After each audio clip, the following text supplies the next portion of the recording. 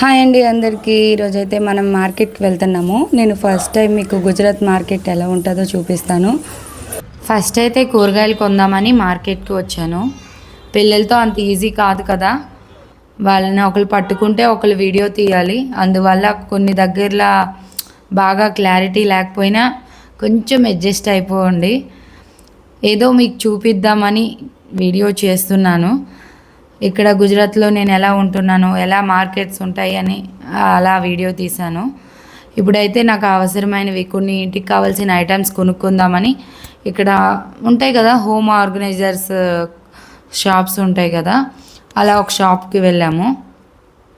ఇంట్లోకి కావాల్సిన సామాన్లు అన్నీ మ్యాక్సిమం అన్నీ దొరికిపోతున్నాయి ఇక్కడైతే. ఎప్పటి నుంచో అనుకుంటున్నాను కిచెన్లో ఒక ఈ గిన్నెల స్టాండ్ అంటారు చూడండి, అది కావాలని. కానీ అలా లేట్ అయిపోతుంది. ఎప్పుడు తీసుకుందామన్నా పిల్లలతో వెళ్తే బైక్ మీద మళ్ళీ తెచ్చుకోవడం కొంచెం కష్టంగా ఉంటుందని ప్రతిసారి స్కిప్ చేసేస్తున్నాను. ఈసారి ఎలా అయినా తీసుకుందామని వెళ్ళాను, కానీ అక్కడ నేను వెళ్ళే టైంకి అది దొరకలేదు. అంటే అవుట్ ఆఫ్ స్టాక్ అయిపోయింది.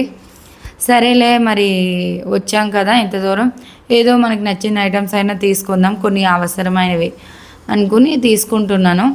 కప్స్ ఫస్ట్ మిల్టన్ కప్స్ తీసుకున్నాను, కొంచెం సెరమిక్ టైపు.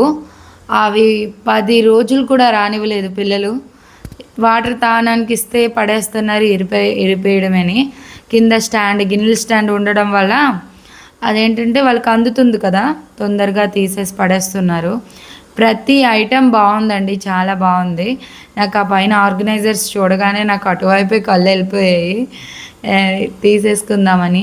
మన ఆడవాళ్ళకి ఏంటంటే ఎన్ని ఐటమ్స్ ఉన్నా, ఇంట్లో ఎన్ని వస్తువులు ఉన్నా మనకు సరిపోవు. కొత్త వస్తువులు చూస్తే మనం అట్రాక్ట్ అయిపోతాం తొందరగా. నాకైతే ఇక్కడ ఆ చిన్న డస్ట్బిన్ చూసారా ఎంత బాగుంది. అక్కడ ఏంటంటే పూజ సామాన్లు ఏవైనా, పూజ అయిపోయాక డస్ట్ ఉంటుంది కదా, అది అందులో వేసేస్తే బాగుంటుందని. ఇక్కడైతే ఆ షాపింగ్ అయిపోయాక స్ట్రీట్ ఫుడ్ కొంచెం తినేసి ఇంటికి వచ్చేసాము. ఇంటికి వచ్చాక అవన్నీ తీసేసుకొని చూసుకుంటున్నాను. బాగా మ్యాట్స్ ఇవి తీసుకున్నానులేండి ఇంటి కోసం. ఆ తర్వాత కప్స్ ఏంటంటే ఈసారి ఎలా ఇరుపుకున్నా ఎరగవనుకొని స్టీల్ కప్స్ గట్టిగా ఉండేవి తీసుకున్నాను. పిల్లల చేతికి వెళ్ళినా అవేం కావు. ఇప్పుడైతే నేను తీసుకున్నవన్నీ బయట పెట్టేసి చూపిస్తాను. ఈ వీడియో మీకు ఎలా అనిపించిందో కామెంట్లో చెప్పండి. ఈసారి వెళ్ళేటప్పుడు ఇంకొంచెం క్లారిటీగా తీసుకోవడానికి ట్రై చేస్తాను. ఎందుకంటే పిల్లలకి పట్టుకొని షూట్ చేయడం కొంచెం కష్టం, ఫస్ట్ టైం కదా, కొంచెం కష్టంగా అనిపించింది. అందుకోసమే కొంచెం బ్లర్గా వీడియోస్ ఉన్నాయి. ఈ వీడియో అయితే కొంచెం బ్లర్గానే ఉంది ముందు వీడియోస్ కన్నా. ఇప్పుడైతే నేను ఇవి చూపిస్తున్నాను చూడండి, చాలా బాగున్నాయి, మంచి క్వాలిటీగా ఉన్నాయి స్టీల్ సామాన్లు.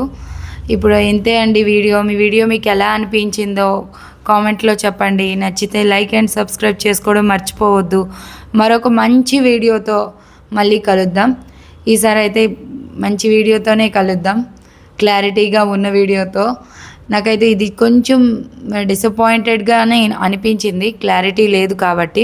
ఇంతే అండి వీడియో. మరో వీడియోతో కలుద్దాం. బాయ్.